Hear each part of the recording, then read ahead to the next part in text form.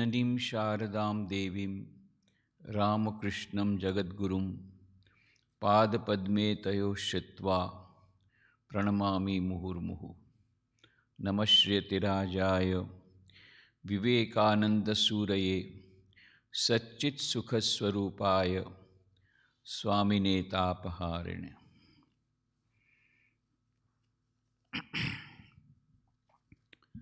गत 3 दिनों से हम लोग पूज्य स्वामी शारदानंद जी महाराज के जीवन के संबंध में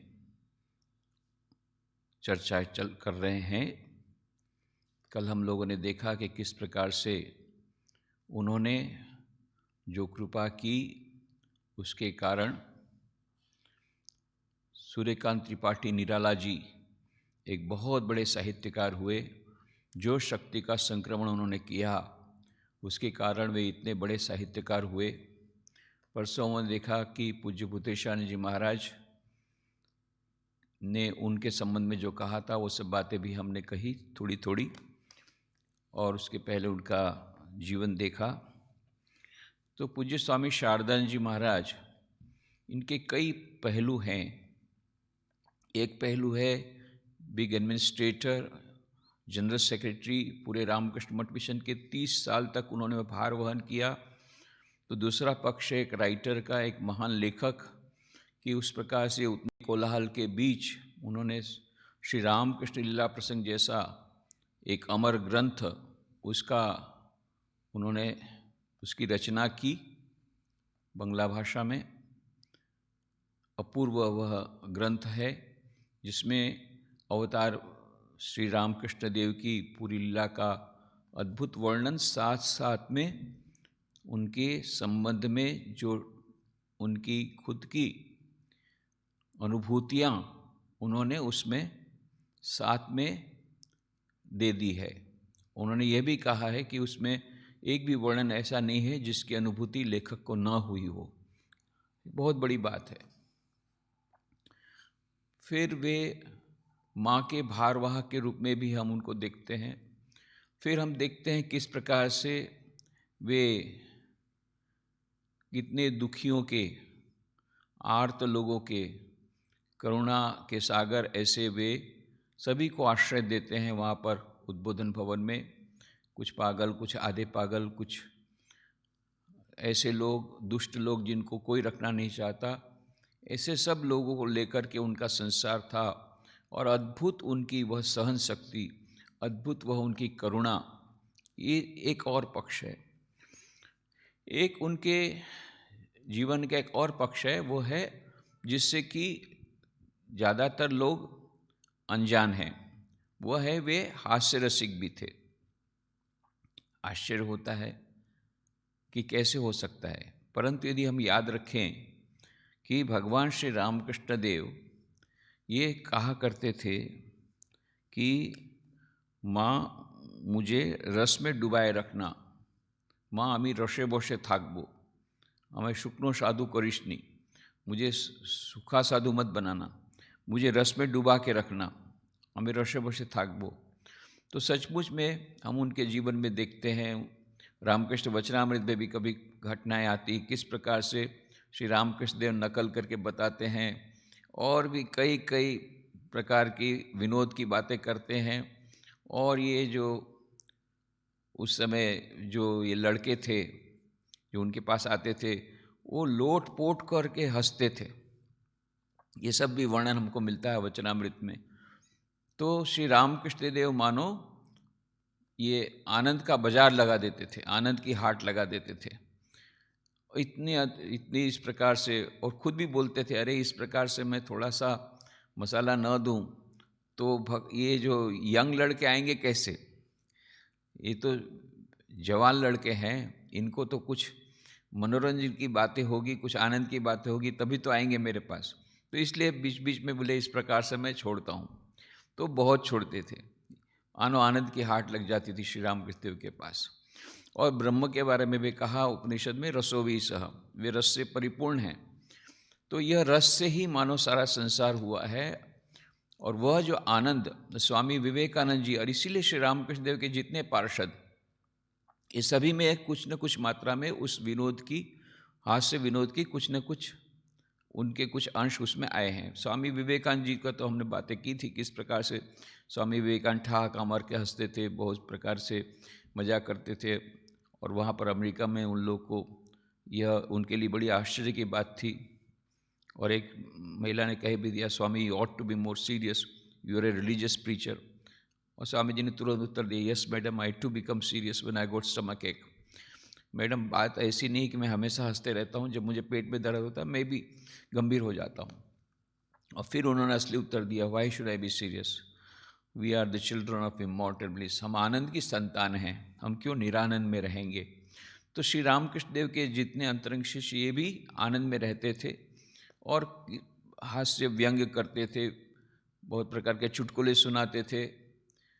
तो उसमें की कुछ बातें जो पूरा एक चैप्टर दिया है पूज्य प्रभानंद जी महाराज, जो कि अभी रामकृष्ण मठ मिशन के उपाध्यक्ष हैं, उन्होंने शारदानंद जी महाराज के बारे में बंगला में पुस्तक लिखी है, शारदानंद चरित, उसका हिंदी अनुवाद भी हो गया है।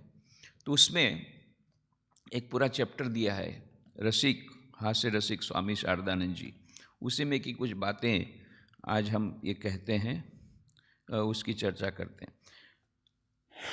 तो एक नया ही पक्ष हमको, नया पहलू मिलता है। स्वामी शारदानंद जी महाराज दुर्गा बाबू थे, डॉक्टर थे, उनके पुत्र निताई छोटा था, उनके साथ बहुत हंसी मजाक करते थे। फिर एक बार ऐसा हुआ कि एक ब्रह्मचारी भी था, तो उसने बच्चे को पूछा, अच्छा ये ब्रह्मचारी महाराज तुम्हारे घर में जाएंगे तो तू क्या खिलाएगा। तो बच्चा तो बेचारा सरल स्वभाव का बोला, हमारे यहाँ तो बहुत दवाइयाँ रखी है, दवाई खिलाऊंगा। शारदानंद जी महाराज जोर से हंसे। इस प्रकार से कई हंसी मजाक की बातें होती थी। तो पूर्णानंद जी ने कहा कि भाई आप इन लोग के साथ जब बातें करते, इतना हंसते हैं, इतना विनोद करते हैं, व्यंग करते हैं, पर बाहर तो भक्तों के सामने तो इतने गंभीर रहते हैं, पता ही नहीं लगता कि आपके भीतर में इस प्रकार के हास्य विनोद की कोई बात है। तो उन्होंने फिर उसमें भी चुटकी लेते गया, अरे अभी इतना गंभीर रहता हूँ तभी मेरा ये हाल है, और यदि इसी प्रकार से रहूँगा तब तो मुझे खा ही जाएंगे। बोले इतना रहता हूँ वो तो इसलिए थोड़ा थोड़ा दूर रहते वो लोग, नहीं तो बोलेंगे मुझे दीक्षा दो, परेशान करेंगे। तो मैं एक आवरण, गंभीरता का आवरण अपने रख लेता हूँ, तो उससे बहुत सारे इस प्रकार से बचाव हो जाता है मेरा। एक बार वहाँ पर जयराम बाटी में राममय महाराज स्वामी गौरीश्वरानंद जी महाराज की बात है। तो उनके पास ही बैठे थे, तो महाराज ने कहा कि एक टू दरवाजाटा भिजिए दो, दरवाजाटा भिजिए दो। तो इन्होंने क्या किया कि उन्होंने कमंडलू से पानी लिया और दरवाजे में, वो तो घास फूस की झोपड़ी, ये मकान था, कच्चा मकान था, उसमें बहुत सारा पानी डाल दिया और फिर बैठ गए जब के लिए। फिर शरद महाराज ने कहा, अरे तुम्हें बोललाम दरवाजाटा भेजिए दो, तुम्हें भेजा लेना। तो राममय महाराज का मशाय एकोन बेशी भेजाले पूरो कादा हो जावे। उन्होंने क्या किया, वो समझे दरवाजे को भिगा के रख दो, उन्होंने पानी डाला। तो बोले और भी उसको क्यों भिगाया, क्यों नहीं? बोले अरे इसके ज़्यादा भिगाऊंगा तो पूरा नीचे में तो मिट्टी का है, उसमें तो फ्लोरिंग तो थी नहीं, बोले तो कीचड़ हो जाएगा। तो उन्होंने कहा, अरे मैंने तुमको पानी डालने को नहीं कहा, मैंने कहा था तुम भिजिए दो, मतलब उसको दरवाजे को बंद कर दो। बोले ओ आमी भाड़लाम भिजिए दो। दोनों बहुत हंसे। फिर उन्होंने कहा कि हमारे यहाँ बोलते हैं वे दिए दो। तो फिर और भी एक राममय महाराज की कहानी है। राममय महाराज एक बार उनको पंखा जल रहे थे, तो गर्मी थी, तो शारदानंद जी महाराज ने चाय पी तो बहुत पसीना निकल रहा। तो राममय महाराज को लगा, गौरीश्वरानंद जी को, कि इतना पसीना निकल रहा है, उनको कष्ट हो रहा होगा। तो उस समय तो पंखे तो इलेक्ट्रिक फन तो थे ही नहीं, वो हाथ का पंखा लेकर के पंखा जलने लगे। उन्होंने कहा तू तो गजब का है, मैं चाय पी करके पसीना निकाल रहा हूँ और तू उस पसीने को सोख रहा है हवा दे करके, किसान के समान काम कर रहा है। तो राम महाराज कहा, अच्छा मुझे किसान के समान क्यों बोल रहे हो? बोल दो तो मैं पंखा बंद कर दूंगा, किसान मुझे क्यों कहा? तो बोले जानता नहीं किसान की कहानी? बोले किसान की बात है। बोले किसान, उसको अपनी लड़की का विवाह ठीक करना था, तो गुरुजी के पास जो होते हैं, गुरुजी के पास जाना था, तो गुरुजी के घर गया तो बोले वो तो कलकत्ता गए हैं। तो गया कलकत्ता। कलकत्ता में जिसके घर में गए थे, एक बहुत धनवान के यहाँ थे, तो गुरुजी गए थे उनके वहाँ। देखा कि ये लोग गुरुजी की बड़ी सेवा कर रहे हैं। गर्मी के दिन थे, दोपहर का समय था, तो पंखे में जल डाल करके वो पंखा कर रहे हैं। तो समझ गया गुरुजी को प्रसन्न करने का तरीका मुझे पता लग गया। तो जब उनको घर में बुलाया, बाद में जब गुरुजी वापस आए कलकत्ता से उस किसान ने, और उस समय शीत की रात थी, ऐसे भी ठंड के दिन थे, फिर रात थी, बहुत ठंडा था। वो जाकर के तालाब में पंखे को भिगा करके हवा करने लग गया। अरे बोले क्या करता है, क्या करता है? बहुत ठंड लग रही है। नहीं, जब धनवान लोग आपको इस प्रकार से पानी डाल करके पंखा करते तो अब आपको अच्छा लगता है, मैं गरीब हूँ इसलिए आप मुझे डांटते हैं। अरे बोले बेवकूफ़, बात ये नहीं है, उस समय गर्मी के दिन थे, अभी ठंड के दिन है। तो फिर सरदार जी कहा तू भी किसान के समान काम कर रहा है। तब वो रामदेव महाराज भी जोर से हंसे, ये भी जोर से हंसे। और एक बार ऐसा हुआ कि ये लोग परिव्राजक अवस्था में शारदानंद जी महाराज, अखंडानंद जी और स्वामी जी गए हुए थे। अब इन लोग इसमें से किसी एक ने कहा, अरे बैगुन का झोल खाएंगे। बैगुन का झोल कहाँ मिलेगा परिव्राजक अवस्था में? तो एक जगह देखा बहुत सारे बैगुन हुए हैं, तो बैगुन के वो मालिक के यहाँ जा कर के शारदानंद जी महाराज ने बहुत सारी वेदांत की बातें की, पर वो कुछ भी कभी देने की बात ही नहीं। फिर उन्होंने कहा कि हमको 2-4 बैगुन तो दे दीजिए। बोले नहीं, बैगुन वैगुन कुछ नहीं मिलेगा, वो वेदांत की बात में समाप्त हो गया। तो स्वामी जी को बोला है तो हमारी स्कीम फेल गई। बोले कोई बात नहीं, फिर से जाओ, फिर से जाओ, जाकर के अखंडानंद जी महाराज को बता दिया क्या करना है। तो उसके बाद में फिर से शारदानंद जी महाराज गए, बहुत सारी वेदांत की बातें की। इधर अखंडानंद जी महाराज ने वहाँ से 2-4 बैगुन ले लिया, बाहर निकल गए। फिर उन्होंने ताली दी। ताली का मतलब था अभी काम निपट गया, काम निपट गया, नमस्ते करके निकल गए। ऐसा करके बहुत मज़ेदार सब बातें होती थी। इनकी एक बहुत ही सुप्रसिद्ध कहानी थी जो शारदानंद जी महाराज बारंबार कहा करते थे, गोलीखोर की बात, गोलीखोर की कहानी। गोली मतलब अफीम की गोली खाने वाला। तो 2 जन मित्र थे, एक जन अफीम की गोली खाता था और एक शराब पीता था। ये दोनों में मित्रता हो ही जाती नॉर्मली।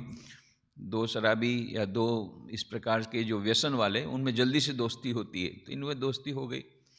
अब ये लोग रात को हुआ, बोले मिठाई खाएंगे, चलो। गए मिठाई वाले के यहाँ, मिठाई खाने को ले गए, तो मोहत बस मिठाई ले लिया, तो 6 आने की मिठाई लिया। अब इनके पास चिल्लर नहीं था, तो 1 रुपया दे दिया उन्होंने। तो बाकी के 10 आने बोले कल ले लेना, ठीक है।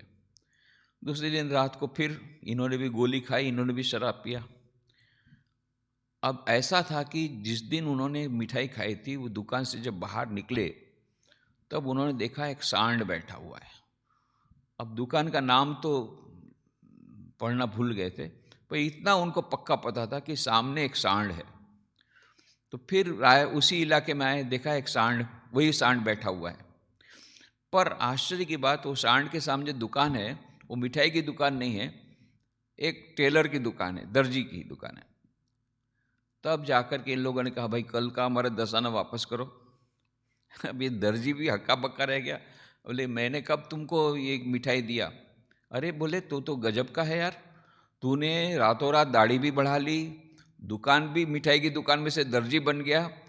देखो हम लोग गोली खाते हैं, शराब पीते हैं, पर हमारी भान बिल्कुल ठीक रहता है। हमने बराबर देख लिया था, सांड था, उसके सामने दुकान थी, ये सांड के सामने ही दुकान है, इसलिए हम तुमको छोड़ेंगे नहीं। ये कहानी सुना करके बहुत हंसाया करते थे।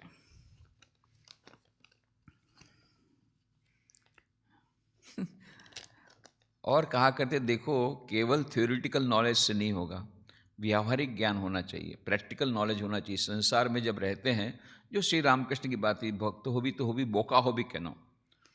तो एक पति देवता थे, ये शास्त्र पंडित थे, शास्त्रों के बहुत जानने वाले थे, और शास्त्र झाड़ा करते थे। कोई भी आए तो उनको शास्त्र झाड़ते थे, ये किताब उसे निकालते, वो किताब निकालते थे।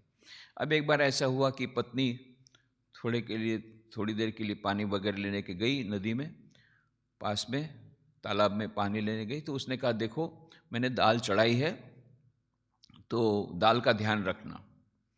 तो चली गई। अब ये दाल तो गर्म होकर के ऊपर में आने लग गई, आवाज़ होने लग गया। अब ये शास्त्री जी तो बड़े मुश्किल में पड़े, ये किताब निकालते हैं, वो किताब निकालते हैं, भगवान का नाम लेते, ये भगवान का नाम लेते, वो भगवान, पर दाल किसी प्रकार से नीचे नहीं जा रही है। बहुत प्रकार के कार्य किए, फिर तो वो जलने भी लग गई दाल, पर कोई भी उनका न तो कोई मंत्र काम किया, न उनका कोई शास्त्र काम किया। इतने में पत्नी आई, वो बोली अरे तुमको बोला था दाल का ध्यान रखना। बोले वही तो सब देख रहा हूँ, शास्त्र में कहाँ से मिलेगा, मैं तो बहुत ढूंढा, मंत्र भी बहुत किए, पर दाल ठीक नहीं हो रही है। बोले तुम भी बेवकूफ़ हो। ऐसा करके उसने थोड़ा सा तेल उसमें डाल दिया, दाल फिर से वो जो उफान था नीचे आ गया।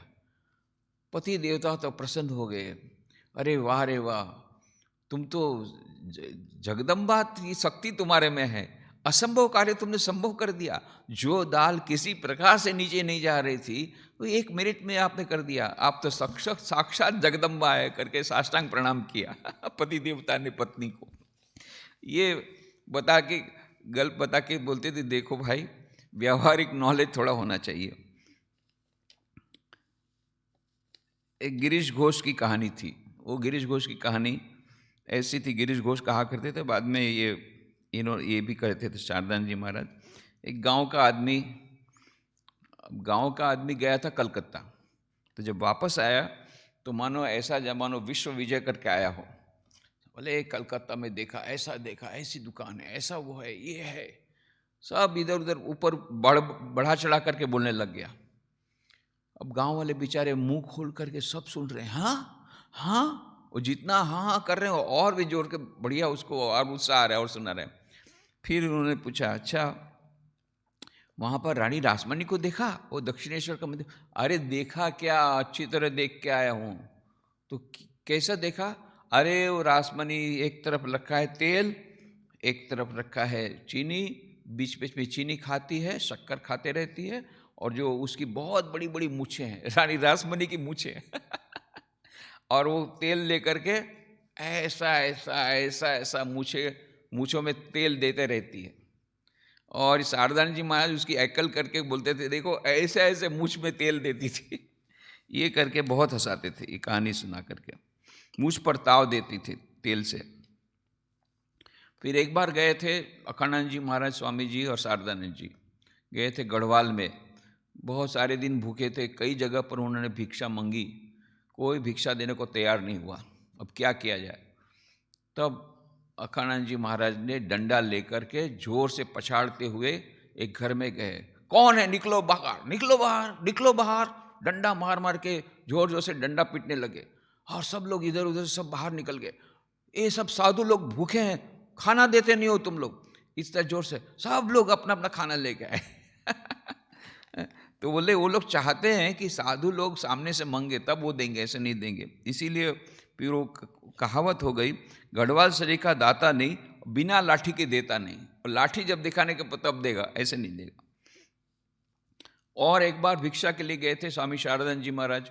श्री रामकृष्ण देव ने जब उनको गेरुआ वस्त्र दिया, बोले आज तुम लोग भिक्षा करने के लिए जाओ और माधुकरी लेकर लो। माधुकरी का अन्न बहुत शुद्ध होता है, आज माधुकरी का अन्न लाओ, फिर उसको पका करके तुम लोग खाना। तो माधुकरी का अन्न लेने के लिए सब लोग गए। ये जितने लोगों को गेरुआ वस्त्र मिला था उसमें शरद महाराज भी थे, शारदानंद जी महाराज। तो ये एक पास के गांव में गए। पास के गांव में जब नारायण करके खड़े रहे तो भीतर से एक स्त्री निकली, थोड़ी बड़ी उम्र की थी। स्त्री ने देखा हट्टा कट्टा जवान और भिक्षा पात्र लेकर के बोल रहा है नारायण हरि, और उसने तुरंत घूंघट लगा लिया घूंघट लगा के ऐसा गाली दिया, शर्म नहीं आती है, ऐसा हट्टा कट्टा जवान होकर के भीख मांगने निकला है, अरे नहीं तो कंडक्टर की नौकरी कर ले, दूसरा कुछ नहीं तो, हैं, ऐसा करके बहुत जाड़ा। शारदा जी महाराज जी इसको बार बार जब भी बताते थे, बड़े मजाक में बताते थे, क्या गुस्सा, इतना छोटा सा तो उसका मकान था, इतनी गरीब थी और फिर भी इतना गुस्सा था, भगवान ने उसको धनवान बनाया रहता तो और पता नहीं कितना गुस्सा मेरे पर करती। और ये तो बताया था हमने कि उनका शारदानंद जी महाराज शरत महाराज का कंठ था, वो पतला था, नारी कंठ जैसा था। और एक बार इसी प्रकार से गाना गा रहे थे अब वराहनगर मठ में, और आसपास के लोगों ने ये बाबा जी लोगों की सब पोलम पट्टी खोल देंगे, देखो आज स्त्री को लाए हैं। हमने बोला था ना, ये कुछ को गड़बड़ तो है इन लोगों का, एक विचित्र विचित्र स्तोत्र पाठ करते, कभी ये करते वो करते, आज इनकी पोलम पट्टी सब खोल देंगे। और एकदम दीवार ठेक करके सब अंदर आ गए। अंदर आकर के देखा स्वामी शारदानंद जी महाराज गाना गा रहे हैं, तो उन लोग का चेहरा देखने लायक था। शारदानंद जी महाराज उनके चेहरे का वर्णन करते थे, बेचारे लोग फीके हो गए मेरे को देख करके, वो सोच रहे थे कोई स्त्री होगी, और खुद ही अपने आप पर ही मजाक करते थे, देखो मेरा स्वर कैसा है, स्त्री जैसा, कि ये लोगों को भी, उन लोगों को भी बेचारों का चेहरा एकदम लटक गया।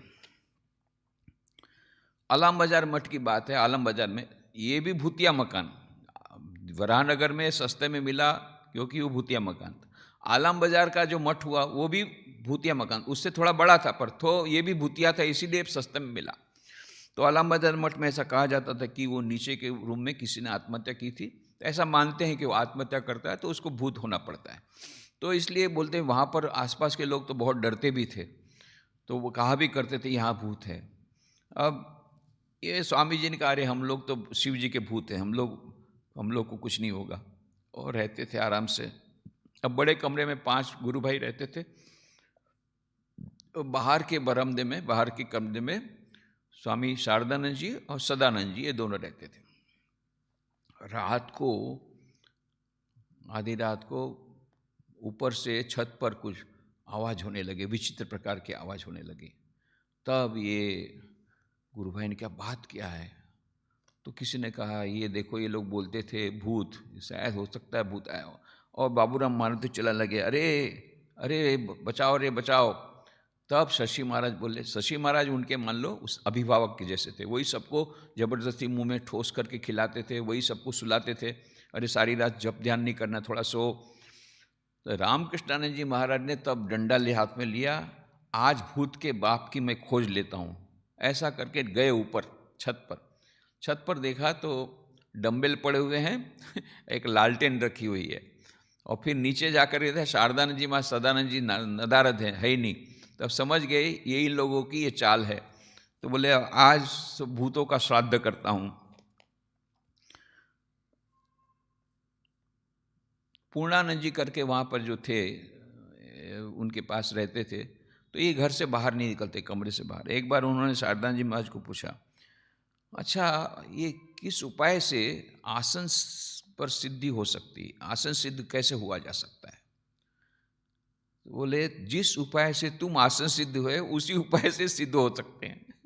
मतलब उन्होंने कटाक्ष किया, तुम भी आसन सिद्धि हो, कमरे के बाहर ही नहीं निकलते हो, उसके कारण तो फिर तुमको गठिया हो जाएगा। अभी की बात अलग है, अभी तो कोरोना वायरस के कारण हमको कहा जाता है घर से बाहर मत निकलो, ये उस समय की बात है जब घर के बाहर निकलना अच्छा माना जाता था। ये तो टेम्पररी है, अभी कोरोना जाने के बाद फिर से यही कहा जाएगा।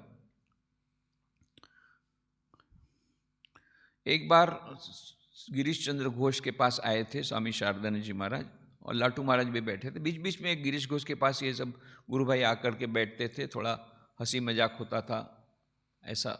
उसी समय ये शारदानंद जी महाराज ने बताया कि देखो भाई अभी तो बहुत हालत ख़राब है। क्या हालत तुम्हारा? बोला हालत ख़राब है। क्यों?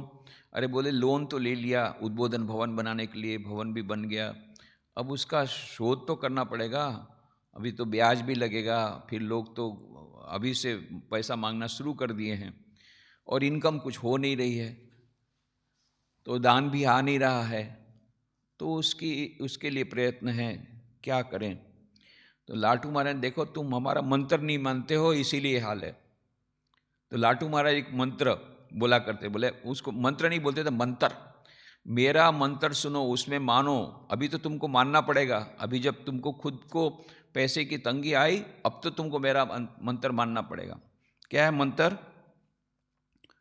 टाका धर्म टाका माने रुपया, टाका धर्म टाका कर्म टाका ही परम तपः। ये उनकी खुद के अनुसार उन्होंने संस्कृत बनाया था लाटू महाराज ने। यस्य गृहे टाका नास्ति तस्य गृहे कछु नास्ति तो ये ओरिजिनली बिहार के थे, तो सब इसमें बिहारी सब मिला दिया है।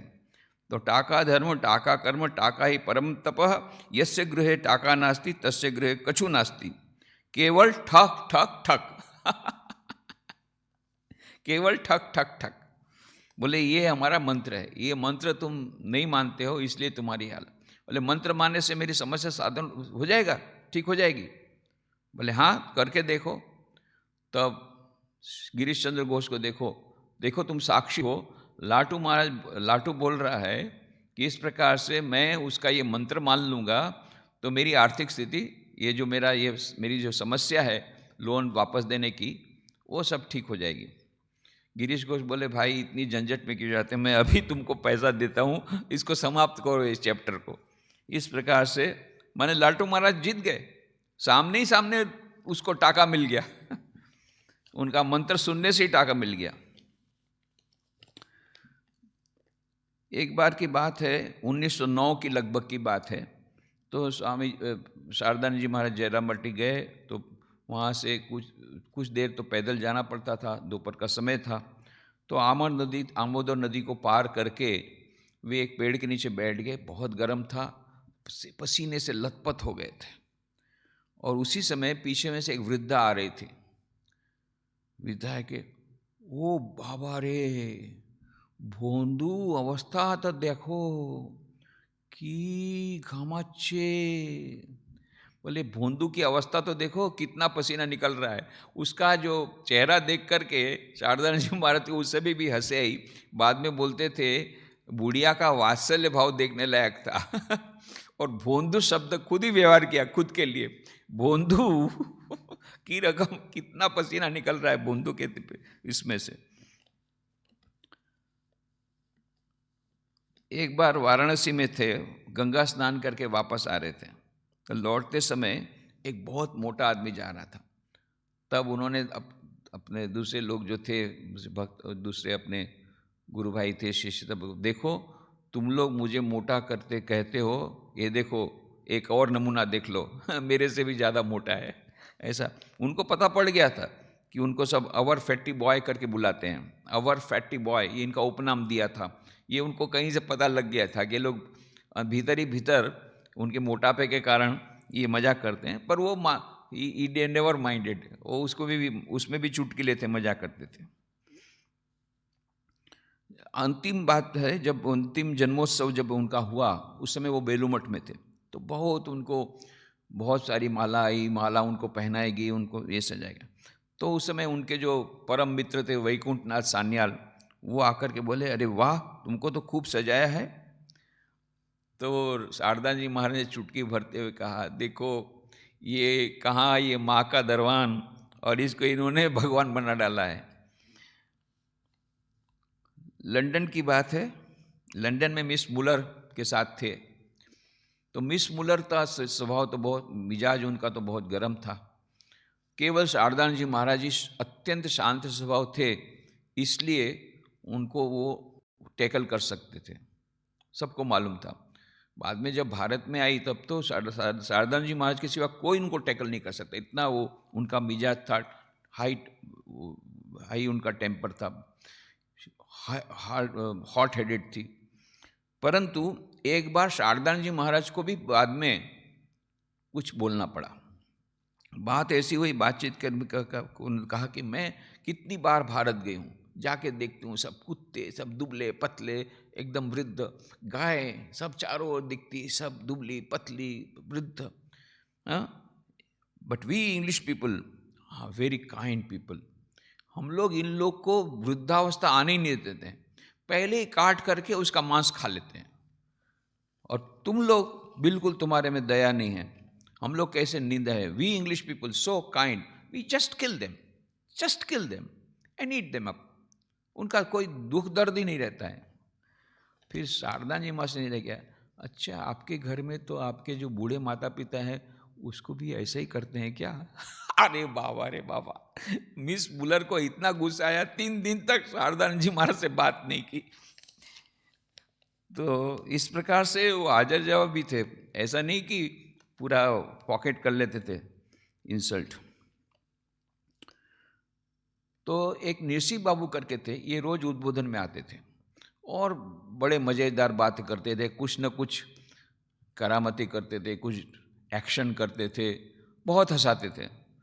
तो पूर्णानंद जी एक दिन आए तो उसमें उस दिन उन्होंने कुछ ऐसी कोई चुटकुले भी नहीं कहे, ना ऐसा कोई एक्शन किया। तो पूर्णानंद जी कह रहे, इन्होंने तो आज कुछ भी नहीं दिखाया। तब शारदानंद जी महाराज ने कहा, क्या होगा भाई, यदि चतुर्भुज रूप बता लिएगा मान लो तो सोएगा कैसे? तो उसी बात से फिर बाद में ठहाका मार के सब लोग हंसे। राममय महाराज बताते हैं स्वामी गौरीश्वरानंद जी कि मेरे से एक सीनियर स्वामी जी थे, वो एक बार शारदानंद जी महाराज के पास गए कुछ पैसा मांगने, बोले किताब खरीदना है। शारदानंद जी महाराज शायद उसको जानते होंगे कि वो शायद किताब खरीदता रहा है, कितना पड़ेगा कितना नहीं। तो उन्होंने चुटकी भरते हुए कहा, देखना ये जो रुपया दे रहा हूँ, पहले 5 रुपये से एक गधा खरीदना, एक गधे पर ही किताब लेकर के उस पर रख करके आना। मतलब ये है कि जो गधे को, गधा मतलब जो किताब अपने सिर पर रखता है पढ़ नहीं सकता है, मानो इनडायरेक्टली उन्होंने ये भी मैसेज दे दिया हंसी मजाक में कि सबसे पहले 5 रुपये में गधा खरीदना, फिर ये सब किताबें खरीदना। और भी उनके पत्रों में भी देखते हैं बहुत चुटकी भरते थे, काफ़ी विनोद करते थे। एक उनका पत्र लिखा था उन्होंने जगन्नाथपुरी से, 28 अप्रैल 1913 की बात है, 28 अप्रैल 1913 को लेटर लिखा था। शांतिराम बाबू की पुत्री थी श्रीमती राजलक्ष्मी, ये इनके पति थे, ICS ऑफिसर थे। तो उनके साथ उनका अच्छा पत्र व्यवहार होता था। उन्होंने एक पत्र में लिखते हैं, देखो यदि तुम ठीक से पत्र नहीं लिखोगी तो तुम्हारे ससुर को एक दिन समुद्र में ढकेल दूंगा, तुम्हारा ससुर अभी यहीं पर है। इस प्रकार से मजाक करके बोलते हैं। 2 मई 1913 के पत्र में लिखते हैं, देखो मैंने तुमको बलून भेज दिया है, उसी पर चढ़ करके आ जाओ। तुम बोलती है ना कि आपको देखने की बहुत इच्छा होती है, तो बलून तो तुमको भेजा है, उस पर चढ़ करके आ जाओ। ऐसा करके मजाक करते बोलते थे। और वो खुद अपने पर ही मजाक करते थे। अच्छा, दूसरी बात है, जब मजाक करते थे, कोई विनोद करते थे, बाकी लोगों को बहुत लोटपोट के हंसते थे, लोटपोट हो जाते थे, बहुत हंसते थे। वे थोड़ा सा ही उनका, इतना ज़्यादा नहीं हंसते थे, दूसरों को हंसाते थे, पर खुद एकदम छोटा सा स्मित भर करते थे। ये उनकी खासियत थी, विशेषता थी। और अपने पर ही, अपने ऊपर भी जो विनोद होता था उसको भी वो एंजॉय करते थे। Though he was a victim but he used to enjoy that, उसको भी वो एंजॉय करते थे। जैसे कि सब लोग बोलते थे ये उद्बोधन भवन है, ये पागलों का अड्डा है। तो उसमें उन महाराज भी, उनको भी खुद का भी उनको अनुभव था। उस दिन हमने बताया कि उसमें से एक ऐसा आधा पागल जैसा था, बोले उनके पास उसने हिसाब मांगा, बोले आपने हिसाब की भोजन। जनरल सेक्रेटरी को, रामकृष्ण मठ मिशन के जनरल सेक्रेटरी शारदानंद जी महाराज हिसाब मांग रहे हैं उसके पास, बोलते आपने हिसाब की भोजन, आप हिसाब में क्या समझते हो? महाराज ने हंसते हुए कहा, एतोटा नो, इतना ज़्यादा बढ़ चढ़ के मत जाओ, इतना इनडिसिप्लिन मत हो, प्रेम से कहा। नहीं तो डिसिप्लिनरी एक्शन ले सकते थे। कि उनको पूछ रहे हैं कि तुम ही हिसाब की जान, आप हिसाब में क्या समझते हैं, ऐसा बोल दिया। तो ये सब ऐसे लोग उनके आसपास रहते थे जिनको कोई नहीं रख सकता था। बोले आपने बोले इन लोग को रखा है, मालूम है कैसे?